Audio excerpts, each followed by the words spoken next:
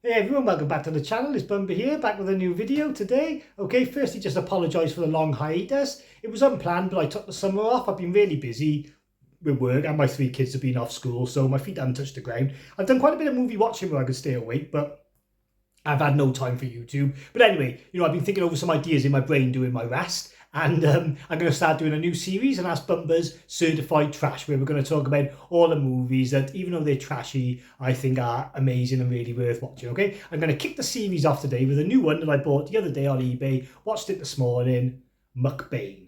Okay, so this is done by Synapse. That's an American label, so it's got a really good remaster done to it. It hasn't got a lot of special features, only really a commentary and a trailer, but it is multi-region, so I would take that over special features unless it was a really good documentary, because obviously in the UK it's nice to be able to watch it in any room in the house when you need to. So yeah, so it's multi-region. So I got it on eBay. It's only been out about 2 months. It's still $30 on the Synapse website, but I got it on eBay for £18. Obviously second hand, but it hasn't been out long enough to be damaged. The case come a little bit battered, but that's Royal Mail, obviously not the person who sold it to me, so I can just swap that out anyway. So that's no problem. So that's it then. So that's Mcbain. So Mcbain, it stars a young-looking Christopher Walken, and it also stars the 80s equivalent of Michelle Rodriguez, mariaconchitaalonso. Oh, and it's also got Michael Ironside in it as well as a familiar face. It's a bit like a cross between the A-Team and most people would say the Expendables. It is a bit like a poor man's Expendables, but I would liken it more to the Losers, with Zoe Saldana and Chris Evans and Jeffrey D. Morgan, because they're a bit more of a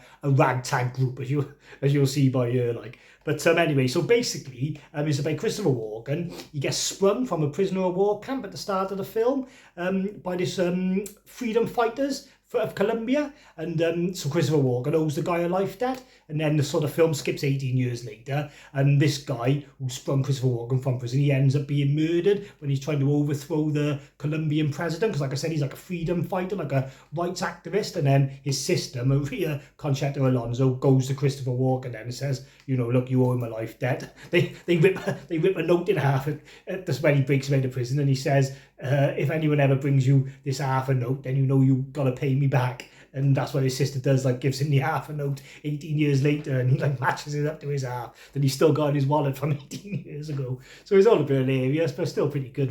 So then obviously he gets his old team back together then, who sprung him from the jail back then, and they all go out to kill this president then and overthrow the not the legal, the political people standing in political positions in Colombia. All right then, so the first thing to notice straight away with this film is that this ain't filmed in Colombia. This looks like it was filmed in Thailand, and then when you check, yeah, it was filmed in the Philippines. Okay, so there's a real advantage to filming something in the Philippines, is that they do not have the same health and safety restrictions and things like that we have, okay? So in this film, there is a lot of gunfire, all right? It's 3/4 of the film is just people shooting AK-47s at each other. It's pretty rich for on the action standstill, but the amount of blanks they must have shot, they must have shells that must have been on the floor to clean up, after shooting, and the day after, it must have been absolutely insane. But you've got all sorts going on, okay? You've got to watch it. You've got sort of this Top Gun-esque stuff that I'll show you on a quick video by here now. And then you also got these sort of crazy suicide fighters, who are willing to go to extreme lengths. Check this guy blowing up his tank with a grenade and taking his own life at the same time. It's pretty good stuff. And then sort of you have got your things that make it a bit trashy, okay? So I'll show you this one scene. This is great advertising for the car company, for people who are looking for boot space, because when these freedom fighters go to overthrow the president, they were all hiding in the boot of this car. Look how many people get into the boot. Must have been comfy in there, fair play. And yeah, but then you've got some things that let it down a little bit, like some really bad camera work. I mean, check out the camera work on this bit now. This is just schoolboy stuff. It's just insanely rubbish, make me feel sick. But all that stuff just adds to the charm. There's a surprise early role for Luis Griezmann. He recently played in Wednesday, what's his name? Morticia's husband? God, I want to shoot it. I can't think of his name off the top of my head. But anyway, and then before that, he's been in loads of gangster films. He's a bit of him and Michael Pena are the go-to Mexican actors, isn't they, for these sort of films. So he's in it in an early role. And yeah, and like I said, the action's really good.